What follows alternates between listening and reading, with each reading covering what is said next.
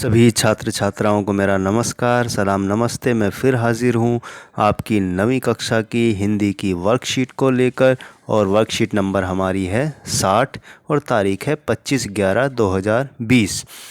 आज हमें हिंदी में जो आपके पाठ पढ़ना है वो कविता का एक रूप पढ़ना है जिसे हमने वाक कहा है और इसको लिखा है ललद्यद, जो कश्मीरी कवयित्री हैं। तो हमने पिछले कार्यपत्रक में भी इनकी एक कविता को पढ़ा था, एक वाक को पढ़ा था। तो आज भी हमें इनका एक तीसरा वाक पढ़ना है कि पिछले कार्यपत्रकों में हमने जाना कि कश्मीरी भाषा की लोकप्रिय संत कवयित्री ललद्यद की काव्य शैली को वाक कहा जाता है। उन्होंने अपने वाकों के माध्यम से उस समय समाज में व्याप्त धार्मिक आडंबरों का खुलकर विरोध किया।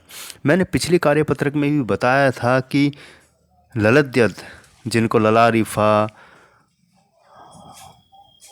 लला, इस तरह आदि नामों से भी पुकारा गया, और वो कबीर की तरह ही विद्रोही भी थी।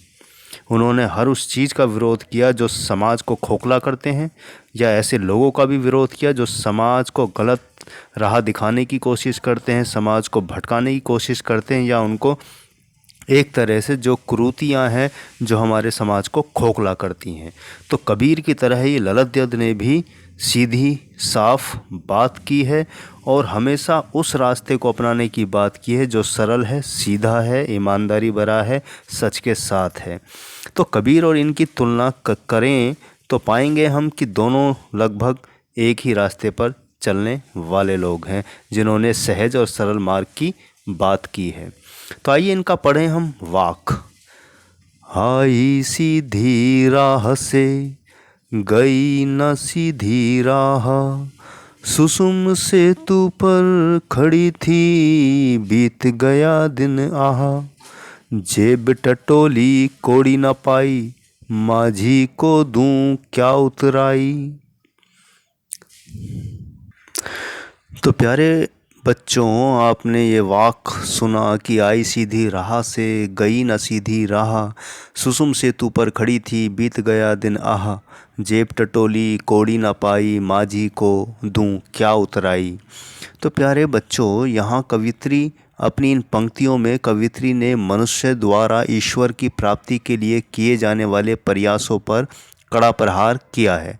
कवित्री इन पंक्तियों के माध्यम से कहना चाहती है कि मुझे पश्चाताप हो रहा है, मैं जीवन भर असत्य मार्ग पर चलते हुए ईश्वर को खोजती रही, अर्थात मैं भक्ति मार्ग को त्याग कर हठ योग का सहारा लेकर अपने और ईश्वर के बीच सेतु का निर्माण करना चाहती थी। परंतु मैं निरंतर अपने इस प्रयास में असफल होती रही और धीरे धीरे मेरी उम्र घटती रही।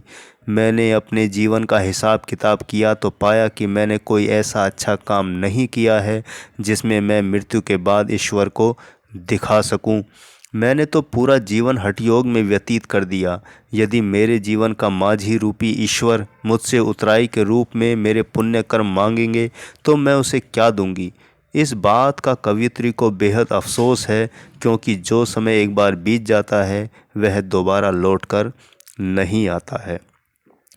तो कवित्री ललद्यद साफ साफ कहना चाहती हैं कि सीधी राह से आना हुआ, लेकिन वापसी का रास्ता सीधा नहीं रहा, क्योंकि मैंने अपने जीवन में जो कर्म किए थे वो इस लायक नहीं थे कि मेरा माझी मुझे वो नदी पार करा दे जो मुझे ईश्वर तक पहुंचा दे। तो सुसुम सेतु पर खड़ी थी बीत गया दिन आह। सुसुम एक तरह की नाड़ी होती है जो नाभि से होकर मेरुदंड यानी कि रीढ़ की हड्डी यानी सिर तक चली जाती है। इसको हम सुसुम सेतु कहते हैं। और सुसुम का मतलब सुंदर भी होता है, और शरीर में एक बहुत ही महीन यानी सूक्ष्म नदी भी होती है। नदी मतलब पानी नहीं, लेकिन वो चक्र ऐसा होता है कि जिससे बहुत सारी चीज़ों का ज्ञान प्राप्त होता है अगर हम वहाँ तक पहुँच जाएं। तो उसने बहुत मेहनत की, और ललद्यद ये कहती हैं कि मैंने ईश्वर और अपने बीच में जो एक सेतु का निर्माण करना चाहा, यानी बीच की एक नदी को पार करना चाहा, लेकिन मैं उसमें कामयाब नहीं हो पाई, क्योंकि मेरे कर्म ऐसे थे कि मैंने पूरा जीवन गलत कामों में गुजार दिया। अपने कर्म को मैं अच्छा ना बना सकी, और जब ईश्वर मुझसे हिसाब किताब मांगेगा तो मैं उसे क्या दिखाऊंगी, और वो मुझसे कुछ उतराई मांगेगा। मेरा माझी, माझी मतलब ईश्वर को वो कह रही हैं ललद्यत कि जब वो मुझसे कुछ मांगेगा तो मैं उसको क्या दूंगी, क्योंकि मेरे कर्म तो अच्छे रहे ही नहीं, क्योंकि सारी ज़िंदगी मैंने हठ योग अपने दूसरे ढंग से बिता दी। सीधी और सरल राह मैंने इस्तेमाल, यानी वो रास्ता सीधा और सरल नहीं अपनाया, क्योंकि एक बार जब समय चला जाता है तो वो दोबारा लौटकर नहीं आता। तो इसीलिए ललिता सीख देना चाहती हैं कि आदमी को सीधी राह पर चलना चाहिए, वरना एक टाइम ऐसा आएगा कि सब कुछ चला जाएगा, समय बीत जाएगा और फिर वो वापस कभी नहीं आएगा, केवल आपके जीवन में रह जाएगा तो क्या अफसोस। तो प्यारे बच्चों, आपको ये पंक्तियाँ समझ आ गई होंगी, बहुत सरल और आसान है। एक बार फिर रिपीट कर देता हूँ कि कवियत्री कहती है कि सीधी राह से आना तो हुआ लेकिन जाना नहीं हुआ, क्योंकि मेरे कर्मों ने मुझे ईश्वर प्राप्ति का साधन नहीं पूरा करने दिया, क्योंकि मेरे कर्म अच्छे नहीं थे। और जब मैंने अपने पूरे जीवन को टटोला तो पाया कि मेरे जीवन में कुछ अच्छा मेरे कर्म रहे ही नहीं, तो मैं उस ईश्वर को क्या मुंह दिखाऊंगी, वो ईश्वर मुझे कैसे स्वीकार करेगा। तो आइए बढ़ें प्रश्न उत्तर की तरफ प्यारे बच्चों। तो पहला प्रश्न हमारा है कि जेब टटोली कोड़ी न पाई, प्रस्तुत पंक्तियों का भाव स्पष्ट कीजिए। आइए इसका उत्तर देखें। तो पहले प्रश्न का उत्तर हमारा स्क्रीन पर है प्यारे बच्चों कि जेब टटोली कोड़ी न पाई, प्रस्तुत पंक्ति का भाव स्पष्ट करना है। तो इसका उत्तर है कि सांसारिक बंधनों में पड़कर कवित्री ने अपना जीवन गंवा दिया। जब उन्होंने अपने जीवन के अंतिम क्षण में अपने जीवन का लेखा जोखा देखा तो उनकी भक्ति के परिणाम स्वरूप उनके पास प्रभु को देने के लिए कुछ भी नहीं था। क्योंकि हम पूरा जीवन ऐंठ में घमंडों में गुजार देते हैं, किसी को कुछ नहीं समझते, उस ईश्वर का ख्याल भी नहीं करते, क्योंकि अंत में जाना तो हमें उसी के पास है, और हम अपना पूरा जीवन गलत कर्मों के हिसाब से बिता देते हैं। झूठ का रास्ता, फरेब का रास्ता, लोभ लालच का रास्ता। तो यही कवियत्री कहती है कि पूरा जीवन बिताने के बाद जब मैंने अपने जीवन में झांका तो देखा कि सब कुछ तो मैंने गलत ही किया है, उस ईश्वर को मैं क्या मुंह दिखाऊंगी, मेरे पास ऐसे कर्म है ही नहीं। आइए बढ़ें दूसरे प्रश्न की तरफ प्यारे बच्चों।